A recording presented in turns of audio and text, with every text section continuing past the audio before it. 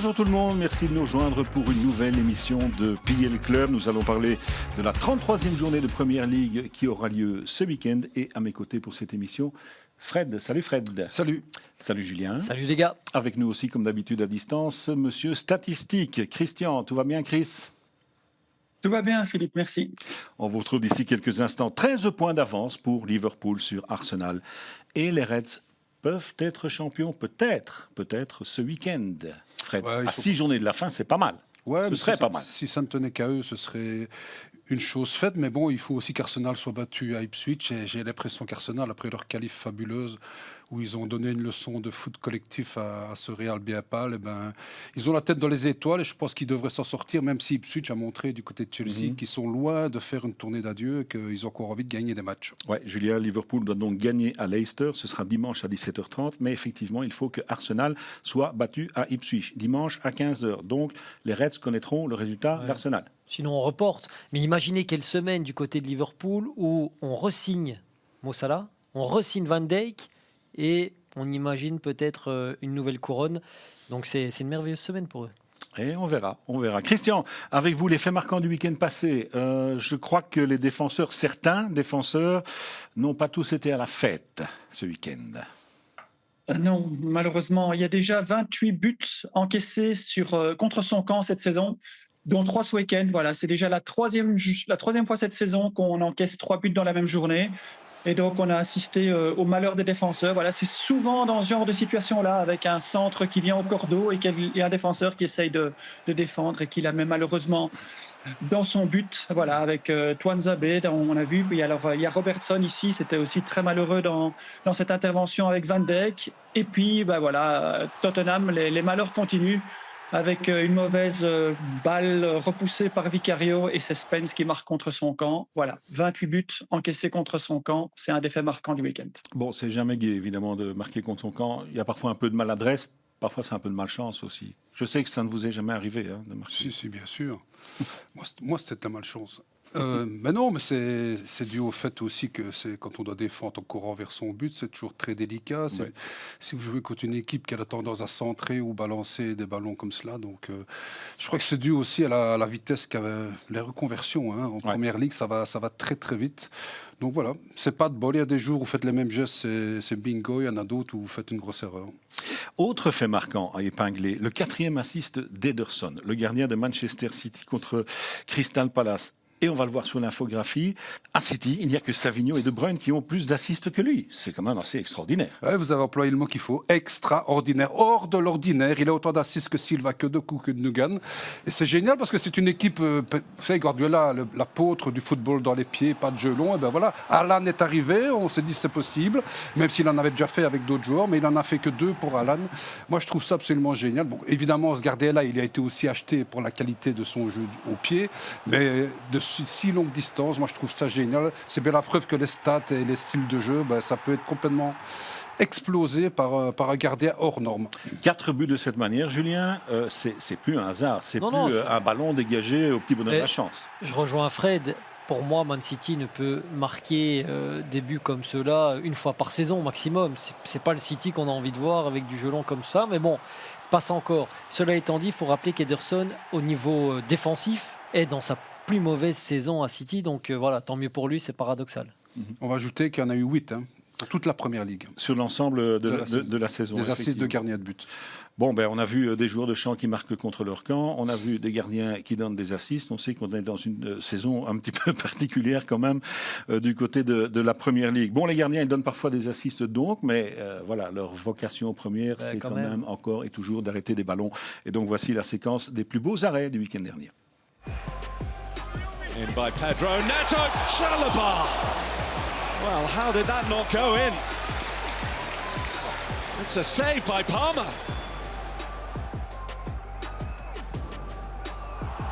And here's a chance for Xerxes. And a very good stop by Nick Pope. Yep, good work from Nick Pope. It's a save you expect him to make, but it's excellent play. Thomas puts the ball in. And the header goes goalwards and it's tipped over by Verbruggen. Oh, what a story that would be. Leicester ahead just before half-time, but good goalkeeping. De Bruyne looking for Marmoush. Big save. Massive save.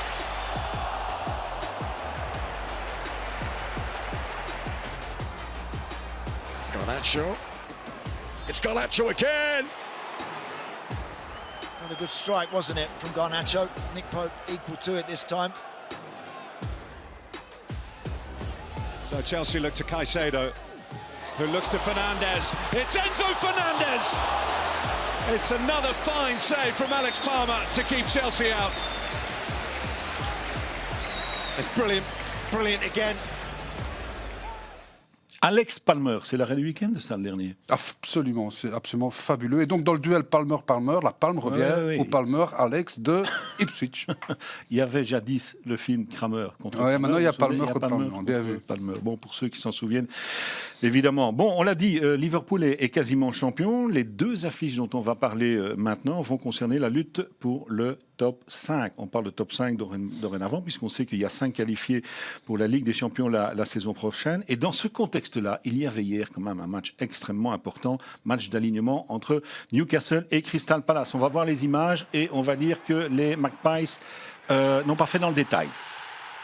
Ça, c'est un but qui rappelle aussi le but de Tonali le week-end dernier. Le premier de Murphy. Ils s'entraînent peut-être pour ça, je n'en sais rien. En tout cas, c'est assez rare de cette distance-là de tromper un gardien qui est à son premier poteau. Ça veut dire qu'il faut être très précis et très puissant. On notera quand même qu'il y a 5 buts inscrits, c'est 5 buteurs différents. Bon, il y a un autobut, mais il faut quand même le signaler avec des mecs comme Isaac sur le terrain. C'est pas souvent qu'on a 5 buteurs, enfin 4 plus un autobut différent dans une rencontre. La semaine passée, on parlait justement de l'animation offensive de Newcastle qui n'était pas toujours très claire. Bon, ben, là, ils sont tombés sur un petit Palace. Hier, c'était Ils pas... misent peut-être encore tout sur la coupe. Ils joueront Villa en demi-finale, mais ça m'a l'air un peu... bon, il faut le rappeler aussi, Palace, on ne sait jamais trop à quoi s'en tenir. Et là, après une très très belle série, j'ai peur que ça soit le moment peut-être crucial. Du côté de Newcastle, on rappelle que Eddie Howe est toujours à l'hôpital aussi. Donc ce sont quand même une période difficile pour les Magpies. Newcastle qui jouera encore un match important ce week-end, ce sera Aston Villa, samedi à 17h30. Aston Villa concerné aussi par le top 5 et qui a pris goût évidemment à la Ligue des Champions malgré l'élimination de mardi face au Paris Saint-Germain. Allez, on passe à notre première affiche. Elle va opposer Fulham à Chelsea. Right here, right now. Iwobi, brilliantly taken. Fernandes, Chelsea have their breakthrough.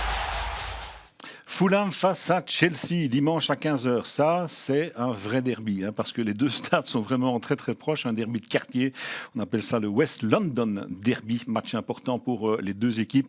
Chelsea 6e, Fulham 9e. Parlons d'abord un petit peu de Fulham, qui est une équipe, je dirais, Julien, capable de tout. Exactement, oui, absolument, avec un coach quand même qui a une identité de jeu, et donc l'idée est quand même de faire du football, et je pense qu'on a deux latéraux là, Robinson d'un côté et Castagne, qui doivent se plaire dans cette animation de jeu là, et il y a des très bons joueurs individuellement aussi. Regardez cette infographie, 6 victoires en 10 matchs contre le top 6, récemment une victoire, effectivement 3-2 contre Liverpool, une victoire à l'aller aussi, contre Chelsea 1-2, c'était lors du Boxing Day. C'est quand même impressionnant face à toutes ces bonnes équipes. Avec un Castagne aussi, il faut le souligner, qui n'a pas beaucoup joué en début de saison, mais qui là est quasiment tout le temps titulaire, Fred. Mais c'est le cas typique d'une équipe où les joueurs ciblent les grands rendez-vous pour se montrer. Je veux dire, souvent, Fulham, c'est une étape vers mieux, notamment au niveau de la Première Ligue. Et eux, ils ont le loisir, ils n'ont pas de Coupe d'Europe, donc ils peuvent préparer leur coup. Ils ont toute une semaine pour recevoir les ténors. Tout le monde veut être bon contre les meilleures équipes, et eux, ils arrivent à le faire. Et s'il n'y avait pas ce petit noyau, parce que ça joue très bien, ils ont un bon entraîneur, ils ont des bons joueurs, et ils savent battre les meilleurs. Donc ça veut dire que c'est une très bonne équipe, mais qui est inconstante. Voilà, et c'est un peu dommage pour eux. Mais cela dit, chez eux, ils savent recevoir. Ils ont battu Liverpool lors de leur dernier match à domicile. Ils ont battu aussi 2-3 autres, Nottingham Forest, je pense, Tottenham. Donc ça sait recevoir. Le seul problème, c'est toujours effectivement face aux plus petits, peut-être. Là, ils perdent des points incompréhensibles. Mais bon, ça c'est la réalité d'une saison à 38 matchs. Pour moi, le résumé de cette équipe en championnat, c'est leur parcours en coupe. Ils vont éliminer Manchester United, je pense, 0-3. Et le tour... Non, ils vont gagner au pénalty. Et puis ils sont éliminés chez eux par Palace, 0-3. Tout est résumé là-dedans. Dans une compétition qu'ils auraient peut-être pu aller très loin. Peut-être, c'est vrai. Christian, la force offensive de Fulham, ce sont les centres, je pense. Oui, le jeu dominant placé et les centres, c'est une des meilleures équipes, à part les équipes du top qui, normalement, eux, performent toujours dans ce domaine-là. Mais eux, ils ont déjà marqué 24 buts sur jeu dominant placé. Et aussi, c'est l'utilisation des centres. 21 buts sur centre. Et le meilleur dans ce domaine, c'est Mounis avec 5 buts cette saison. Donc, c'est quelqu'un, si on le suit bien depuis le départ dans les actions de jeu, voilà, il attend son moment dans le rectangle. Il fait généralement très peu de vraiment d'appel contre appel, il court en direction du but et il sait en fait que comme cette équipe passe par les flancs, c'est seulement 7 buts dans le passage par l'axe, donc ce n'est que des flancs, des centres et des centres et des centres. Il attend son moment et il est très performant dans ce domaine et c'est comme ça que cette équipe est très chatoyante au niveau du jeu. Fred. Moi, j'adore ce joueur Mounis, il est vraiment exceptionnel. Qu'il soit titulaire, c'est pas souvent, ou qu'il monte au jeu. D'ailleurs, au match aller, c'est lui qui marque le but, le 1-2 à la 95e, je crois, pour Fulham, du côté de Chelsea. Donc, moi, c'est un joueur qui, dès qu'il monte sur le terrain, ce garçon, on s'attend à tout, surtout à des buts. Il y a un bon flanc gauche aussi, Anthony Robinson, avec quand même 10 assists. C'est lui ou Kerkez à Liverpool, hein. C'est le remplaçant parfait pour amener de la jeunesse et du débordement du côté de Liverpool à la place du pauvre Robertson qui m'a l'air un peu carbonisé. Le porte-drapeau des États-Unis, surtout avant leur Coupe du Monde, non, ça y est, lui, ça va devenir, il va passer à un stade incroyable. Donc il va aller à Liverpool. Ok, on verra. C'est une équipe, Christian, qui marque pas mal dans le dernier quart d'heure, mais aussi dans le temps additionnel. Et ça aussi, c'est intéressant. Très intéressant. Avec Bournemouth, c'est une des meilleures équipes dans ce domaine-là. Donc, ça veut dire que cette équipe est performante jusqu'au bout et que psychologiquement, ils sont très forts et que physiquement, ils sont très forts aussi parce qu'ils peuvent encore accélérer dans les derniers moments et de pouvoir mettre la pression comme on le voit ici. Et sur l'ensemble des buts marqués dans le dernier quart d'heure, il y en a 6 qui sont au-delà de la 90e minute. Et c'est chaque fois, sur les 6, il y en a 5 qui ont été décisifs. Donc ce sont des joueurs et c'est une équipe. L'entraîneur a insufflé une mentalité pour aller jusqu'au bout. Et ils ont les compétences physiques pour pouvoir être là au moment opportun. Ok, si en plus il y a le physique. Qu'est-ce qui peut vous arriver ? Mais il faut quand même d'abord former des techniciens. Le physique, ça peut se travailler plus tard. Ok. Petit souci quand même. On va tempérer un peu les choses. Au niveau défensif du côté de Fulham, c'est que cette équipe encaisse dans beaucoup de matchs. Donc ça veut dire qu'il y a peu de clean sheets. 5 petites clean sheets seulement. Oui, je pense que c'est une philosophie de jeu choisie par l'entraîneur parce qu'on l'a vu dans les autres émissions, la clé pour pouvoir jouer le top, c'est la robustesse. Eux, la robustesse, ils ne l'ont pas puisqu'ils encaissent pratiquement tout le temps. Donc ça veut dire que performants, ils sont obligés de l'être jusqu'au bout parce qu'ils ont chaque fois probablement 1 voire 2 buts de retard, de déficit, mais ils parviennent à marquer parce que voilà, il y a un choix offensif qui comble ça. Mais voilà, avec eux, on n'est jamais à l'abri d'encaisser un but et il y a toujours des retournements de situation. Donc voilà, on le voit, c'est des constructions. Ils essayent quand même de se positionner assez haut tout le temps, mais voilà, ils prennent des contres comme beaucoup d'équipes. Mais voilà, c'est souvent la conséquence d'un choix de jeu très haut qui fait qu'en fait, ils prennent beaucoup de buts aussi. Et là, s'ils parviennent à résoudre ça, à l'image de Nottingham Forest, ils vont sûrement passer un cap dans les prochaines saisons. Battu quand même, effectivement, 1-0 à Bournemouth. Quand on prend un but après 50 secondes, Julien, c'est déjà se mettre soi-même en difficulté. On joue avec handicap, bien sûr, et toute la philosophie de jeu qui a été préparée bouge, donc compliqué. Donc, on l'a dit, avec Fulham, tout est possible. La remarque vaut aussi pour Chelsea, qui se rend donc à Fulham dimanche et qui, par parenthèse, joue aussi ce soir en Conference League face aux Legia. Ils ont gagné 0-3 à l'aller, donc en principe, ça ne posera pas problème. Chelsea, 6e.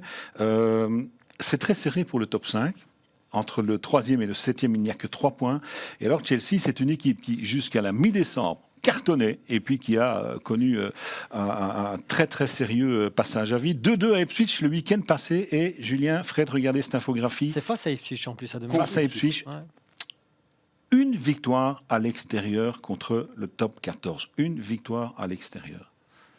C'est quand même très très peu.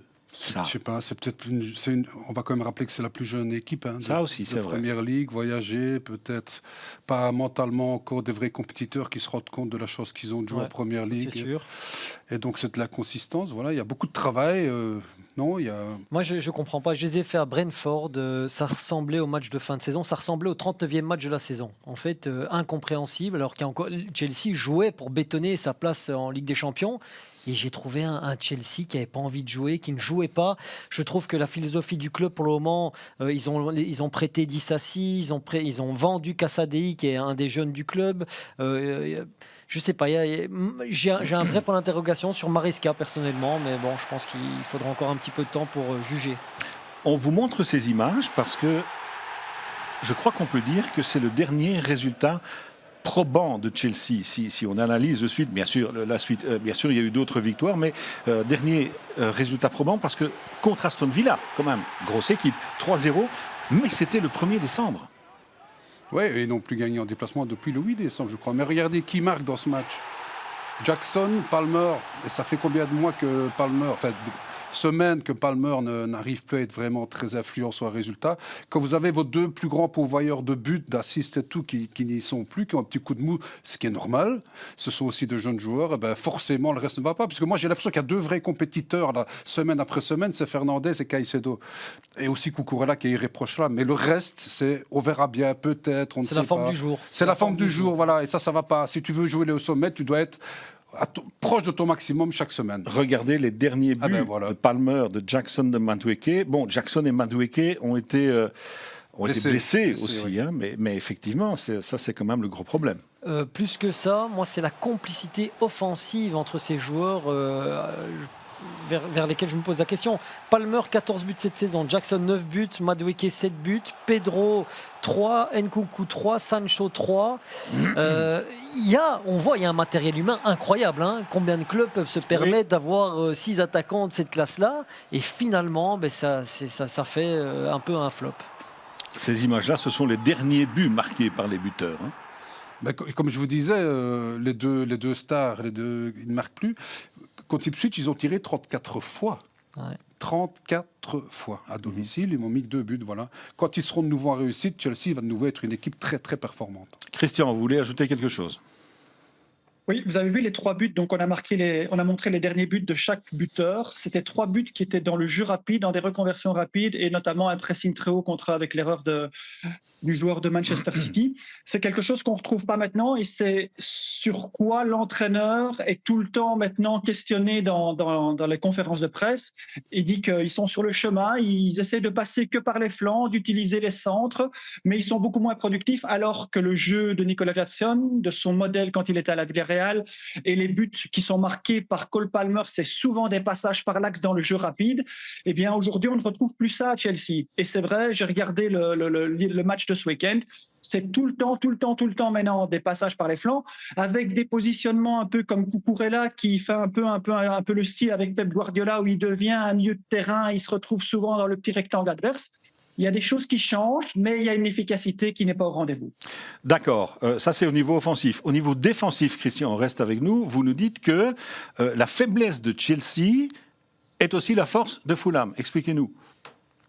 Oui, comme je l'explique maintenant, justement, donc comme ils décident de passer par les flancs, bien, il y a des flancs, des Cucurella et le défenseur latéral droit qui joue aussi très très haut.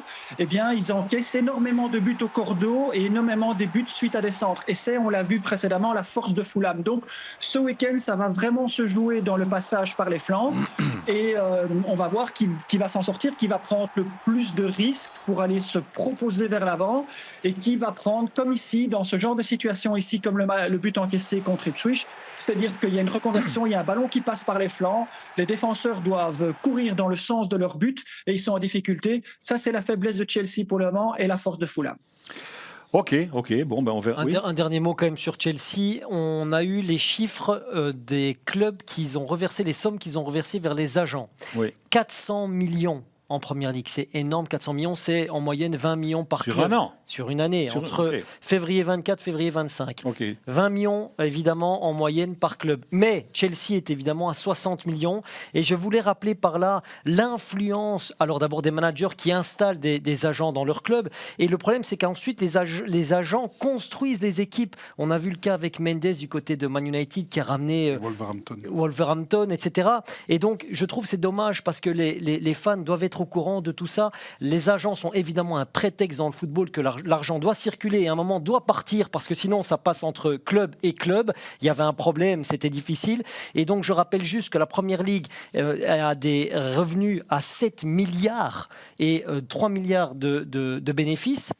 Qu'effectivement, la Première Ligue est une société privée, donc a du mal à faire le nettoyage de tout ça. Mais toujours est-il, il refuse toujours le contrôle indépendant. Mais on sait évidemment que la Première Ligue est dirigée par les clubs de Première Ligue. Donc c'est pour ça que c'est un petit peu difficile à eux de mettre un coup de projecteur sur ce qui se passe derrière. 400 millions. Merci de l'avoir souligné, Julien, mais ça peut faire l'objet d'une émission complète, ce qui se passe dans le football et les clubs de foot. On passe à notre deuxième affiche du week-end prochain.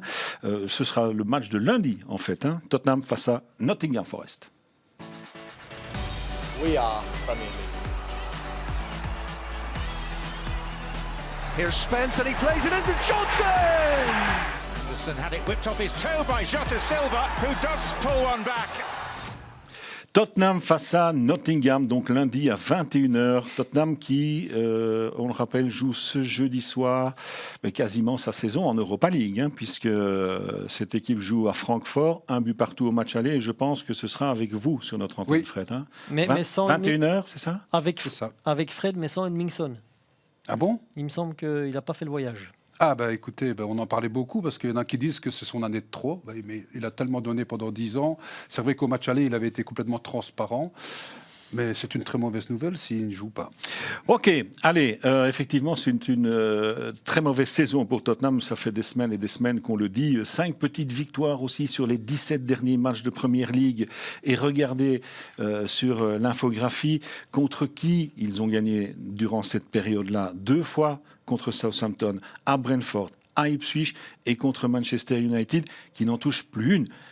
Là aussi, c'est quand même assez extraordinaire, voire effrayant. Fred ? Effrayant, non, parce que c'est pas effrayant du tout de faire des matchs avec Tottenham. C'est tellement n'importe quoi qu'on s'amuse toujours beaucoup. Je crois que c'est l'équipe avec laquelle on a vu le plus de buts dans ces matchs depuis le début de la saison. Je crois que c'est eux et Southampton. Donc moi, en tant que spectateur neutre, j'adore voir Tottenham. Mais quand tu es supporter de Tottenham, c'est vrai que cette année, tu as beaucoup souffert, quoi. Mais tu es dans un beau stade. Superbe stade. Oui. Voilà, il faut accepter. Mais maintenant, il n'y a plus l'excuse pendant combien d'années ils ont dit oui, mais tout notre argent va dans le stade. Maintenant, le stade, ça fait quelques années, donc voilà. Il faudrait faire quelque chose. Ils viennent d'engager un directeur technique, un directeur des opérations d'Arsenal, qui avait bien réussi Arsenal. Mais il va y avoir du changement, que ce soit Lévy, le patron ou bien Postecoglou, évidemment. Postecoglou de t'y appliquer un film, mais au moins on a quelqu'un de courageux qui ne suit pas le troupeau là. Tu vois, du football à la Guardiola. Donc moi j'adore. Mais s'il se fait virer, ce sera pas du tout un scandale. Non, parce qu'à un moment donné, tu es là aussi pour faire des résultats. Le fil, il tient depuis longtemps quand même. Ça fait longtemps qu'on parle d'un limogeage. C'est étonnant, mais bon. Mais il a maigri beaucoup ces derniers temps. Donc ça ira mieux alors. Ok. Bon, c'est quand même 17 défaites en 32 matchs, donc plus d'une défaite tous les 2 matchs pour Tottenham. Il y a un joueur quand même, Christian, sur lequel vous vouliez revenir, qui sort un petit peu de la mélasse du côté de Tottenham, c'est Brennan Johnson. Oui, l'entraîneur nous a convaincus depuis son arrivée que c'était un jeu qui était très offensif et c'est vrai, il marquait énormément de buts et il a fait des résultats au début. Et puis par après, en fait, il a dit que c'est comme ça que Tottenham allait jouer tant qu'il sera là. Et donc, on était content, comme dit Fred, de pouvoir les voir marquer et encaisser beaucoup de buts parce que ça donne du spectacle. Sauf qu'ils ne marquent plus beaucoup maintenant. Et donc, le seul qui parvient dans ce marasme offensif à sortir un peu la tête de l'eau, il a été blessé pendant tout un temps, c'est Brennan Johnson. Voilà, on a souvent expliqué qu'il est très, très difficile pour lui de donner un assist, mais il est toujours là, un de ces ailiers qui marque des buts et qui fait le out vers in et qui marque des buts et qui prend sa chance. Lui, il est resté un peu la tête hors de l'eau et il est toujours aussi performant et c'est un des plus performants cette saison. Son peut être blessé, mais des joueurs comme Madison, Kulusevski... Kulusevski est blessé aussi. Oui. Je me souviens, première journée, il faut une démonstration à Leicester, ils mènent 0-1. Bon, ils seront finalement rejoints, mais je me souviens me dire, mais en fait, ils ont un noyau pour peut-être aller chercher un titre. On savait que ça allait être une saison un petit peu chaotique pour plusieurs clubs. Et finalement, c'est un désastre. Fred, ils ont un vrai noyau, Tottenham. Aussi, c'est comme Manchester, ils ont un vrai noyau. C'est incompréhensible ce qui se passe. Mais non, maintenant, j'ai été vérifié. C'est eux qui ont, au niveau des matchs des matchs joués avec le plus de blessés, c'est eux. Okay, donc il y a aussi ça, et pas n'importe qui. Romero, Van de Ven, ta charnière centrale, c'est hyper important. Kulusevski, c'est quand même un joueur fabuleux. Il est blessé depuis des semaines. Donc c'est l'équipe qui a eu le plus de matchs ratés par des joueurs blessés cette saison. Donc ça joue, mais c'est vrai que de temps en temps, on aimerait bien un petit peu plus de rigueur et de sérieux dans la gestion offensive et défensive des matchs. Vous parlez de rigueur, et je m'adresse aussi à Christian. Défensivement, Tottenham, c'est la cata, notamment au niveau des erreurs individuelles, et ça a encore été le cas le week-end dernier. Oui, c'est 14 erreurs individuelles flagrantes. Alors évidemment, il y a toujours moyen de pouvoir répertorier des mauvais positionnements et des choses comme ça, mais de vraies erreurs avec des buts contre leur camp, avec des mauvaises sorties de balles, comme on va le voir, ça a été 3 fois dans le même match à Wolverhampton. Alors Wolverhampton, ils ont quand même aussi cette caractéristique d'être une équipe aussi joueuse avec un élan offensif, mais à un certain moment, la Première Ligue, on l'a démontré souvent avec Aston Villa, avec Newcastle, avec Nottingham Forest. C'est d'abord de la robustesse, c'est d'abord montrer qu'on est quelque chose de solide avant de pouvoir produire quelque chose offensivement. Ici, ils ne démontrent absolument rien. Et donc, quand offensivement, il n'y a pas d'efficacité et que défensivement, il y a autant d'erreurs, ça ne peut être qu'une saison catastrophique. Wilfried ? C'est bien leur problème, parce qu'on parle de Tottenham-Nottingham Forest. Tottenham a marqué 9 buts de plus que Forest. Ils ont 20 points de moins. Cette équipe est surréaliste. Mais la direction l'est aussi, parce que je suis désolé, chaque année, cette année c'était Solanke à 65 millions, je pense. La saison passée, Johnson à 60, dans ces eaux-là. Quand est-ce qu'ils vont mettre la même somme pour un joueur défensif ? Cette équipe avait, avec Son, avec Maddison, alors évidemment c'est l'après-Kane, mais au niveau offensif, ils avaient de quoi faire. Maddison qui est aussi arrivé début de saison dernière. Mais qui n'est pas toujours titulaire. Et qui est pourtant un diamant brut. Oui, et qui a aussi souvent des blessures. Physique, ouais. Ok, parlons de Nottingham Forest à présent, qui est 4e, ce qui était quand même inespéré en début de saison. Mais 2 défaites d'affilée, 2-1 à Aston Villa et 0-1 le week-end dernier contre Everton. Bon, ça arrive, mais regardez quand même cette infographie concernant les déplacements, les matchs en déplacement de Nottingham contre le top 10. Une seule victoire, c'était à Liverpool, on en a énormément parlé. 2 partages, ici défaites, donc c'est pas terrible. Oui, et pourtant, c'est pas. Il me semble que leur classement en déplacement, c'est pas la pire équipe. Hein. Ils sont pas mal placés, je pense. Non, ils sont à l'extérieur, ils sont 4e. Ils sont 4e. C'est la 4e à l'extérieur. C'est fou. Donc avec ces chiffres-là, ils sont 4e au général et 4e à l'extérieur. Je vous rappelle qu'ils étaient 3e à la fin, avant le match de Newcastle cette semaine. Ils étaient 3e puissance anglaise avec 9 défaites. C'est là encore pour souligner que cette Première Ligue est très étonnante cette année. Christian. Oui, c'était juste pour confirmer, parce que vous cherchiez, Philippe, que voilà, Fred cherchait 4e au classement à l'extérieur. Et c'est ça, en fait. Mais ça confirme ce qu'on dit saison après saison. C'est qu'en fait, il n'est pas très important de gagner, surtout à l'extérieur, contre le top 6, top 7, top 8, voire top 10, mais qu'il faut gagner contre tous les autres. Et c'est ce qu'on a démontré avec Fulham. Fulham, ils font le contraire. Eux, ils gagnent contre le top 6, mais ils ne gagnent pas contre le bottom 6 ou le bottom 8. Donc, il faut être très, très robuste et très, très constant contre les petites équipes et un peu moins contre les équipes du top. Et c'est là où j'en veux à des équipes comme Manchester United ou Tottenham. On peut faire une saison moyenne, mais on ne peut pas se permettre de perdre des points en bas de tableau. Parce qu'ils auraient juste suivi le conseil de Christian, ils étaient top 8 cette saison minimum. On reste avec vous, Christian, pour le modèle de jeu de Tottenham. Ça donne quoi ? Dites-nous. Vous voulez dire de Nottingham Forest, Philippe ? Oui, pardon, de Tottenham, de Nottingham. Oui. Regardez l'infographie, on va le voir directement. C'est robustesse défensive, et donc dans le choix offensif, on est beaucoup moins performant dans le jeu dominant, placé, aussi le jeu dominant placé vers rapide. Et ça, c'est normalement une constante d'une équipe du top. Mais regardez la transition rapide, c'est 37%, alors que la moyenne est de 19, voire 20% pour l'ensemble de la Première Ligue. Et c'est surtout 27% de buts marqués sur phase arrêtée. Alors je le disais, j'expliquais, on va le voir peut-être un peu plus tard, on prend toujours Nicolas Jauvert chaque fois que Arsenal a une phase arrêtée. Mais j'ai regardé à Nottingham Forest, ils ont marqué 1 but de moins sur phase arrêtée que Arsenal. mais on ne sait pas qui est l'entraîneur des phases arrêtées, et donc pourtant ils sont efficaces comme ça. On va revenir là-dessus dans un petit instant, mais d'abord, sur le style de jeu de Nottingham, il y a cette... je ne vais pas dire faculté, mais cette solution qui est celle du bon vieux kick and rush, comme on disait en Angleterre il y a pas si longtemps. Oui, à l'instar de ce qu'on a vu avec Ederson, c'est qu'à un certain moment, ces équipes-là, ils ne lésinent pas tout le temps sur la possibilité de vouloir mettre un ballon vers l'avant avec un attaquant comme... avec des attaquants comme Elanga et comment l'ancien attaquant de Burnley des mois et des mois. Chris Wood. Qui parvient justement à profiter de ce genre de situation.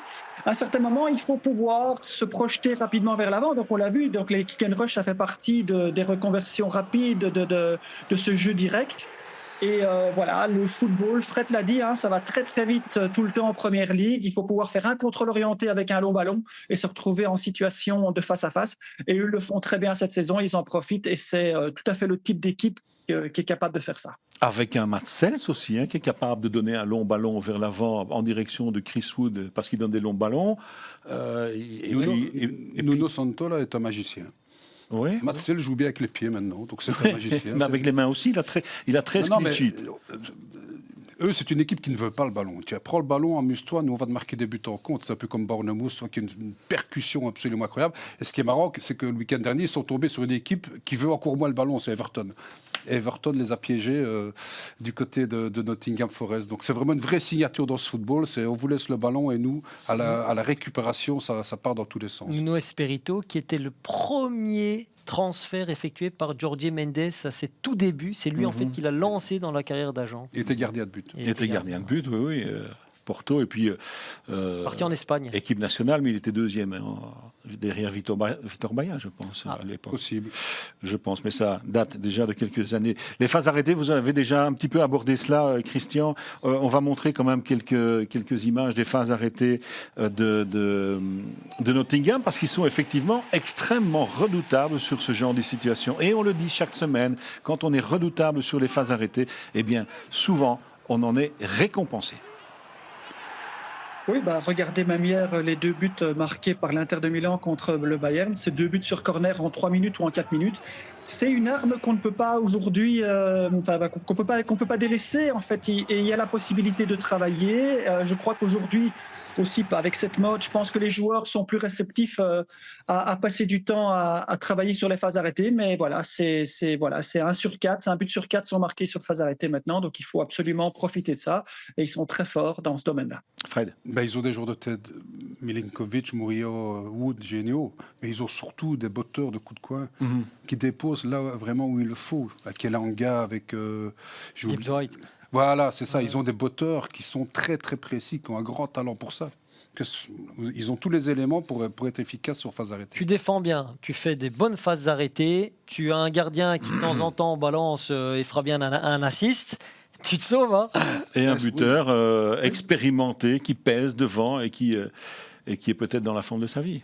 Exactement. Voilà. Ils vont voir s'ils vont tenir à distance parce que c'est l'équipe qui utilise le moins de joueurs. Depuis le début de la saison, on se rend compte qu'une saison de Première Ligue, c'est très long. Regardez ce qui arrive à Brighton, ce qui arrive à Forest pour le moment. Donc c'est très compliqué d'aller au bout des choses. Mais je pense justement, par la caractéristique de leur football, qui est beaucoup de laisser le ballon, ils peuvent le faire. Moi, je pense qu'ils peuvent le faire pour le top 4. Noyau pas énorme. Top 5 maintenant, d'ailleurs, on parle top plus 5, de top 5. Mais il court quand même aussi de lièvre encore, puisque le top 5 et la demi-finale de la FA Cup contre City, le 27 avril. Et Dieu sait s'ils peuvent embêter très fortement City. Et imaginez Nottingham Forest, ce club historique en finale. Génial, génial, un peu de diversité. Après, en coupe, ils ont quand même à chaque fois ils sont à chaque fois passés au péno avec un grand Mats Sels. Donc il faudra quand même faire un vrai match face à City. Ok, on a un peu fait le tour des affiches du week-end prochain. On va rappeler à nos abonnés le programme de cette journée de compétition. Voilà, Goals of the Day, comme tous les samedis quasiment. Le match fil rouge sera Everton, City, Aston Villa, Newcastle. C'est intéressant, on a abordé cette rencontre également. Et puis le lendemain, Ipswich, Arsenal, Fulham, Chelsea, Leicester, Liverpool. On verra si les Reds seront champions. Et puis lundi, on a parlé en long et en large aussi de cette rencontre entre Tottenham et Nottingham Forest. Vous serez avec nous sur quel match, Christian? C'est la question habituelle, le jeudi, avec l'application Discord. Ouais, je pense que je serai sur le match pour la qualification pour la Ligue des Champions de Aston Villa contre Newcastle. À mon avis, c'est le top match du week-end. Je serai là samedi avec eux. Ok, super, merci Christian. On vous rappelle que vous pouvez nous rejoindre évidemment sur les réseaux sociaux que sont Facebook, X et Instagram. Merci Fred. Merci les gars. Merci Julien et merci Christian. Merci à vous évidemment pour votre fidélité. Passez une belle semaine, un bon week-end sur nos antennes. À très bientôt. Bye bye. Greatness comes from everywhere. First of all, not trying to burst your ball, no room for racism, we've been tearing down all the walls. Zero tolerance right till the curtain's called, cause we're fighting for diversity, it's a right not a rule. Discrimination has no space in these places, got us chasing you out of the game with your pitch invasion. What a statement, all of the players from different nations, all the greatness only makes the game stronger, it's entertainment. Players taking a knee, that picture made me emotional. Online abuse on their posts, but still we're reaching our goals. We just need more managers in the fold. Vieira captain the side, good company's all we know. All my bros just trying to even the roles. I suppose if I give you your flowers, give me your rose. On our toes, racism got the boot. We set the mode to take away what we've achieved. You must take away all the pros, the names on the shirt, the blades in the dirt, the chasing the worms. You're up early for work, so when they make you reserve, go play for your turf. Can't go back to your country. Your home stadiums work zero tolerant. The team's so prominent, the heroes on and off. So that's why we had to take a knee, so confident. Zero tolerant, the drive's autonomous. There's no room for racism, it seems so obvious.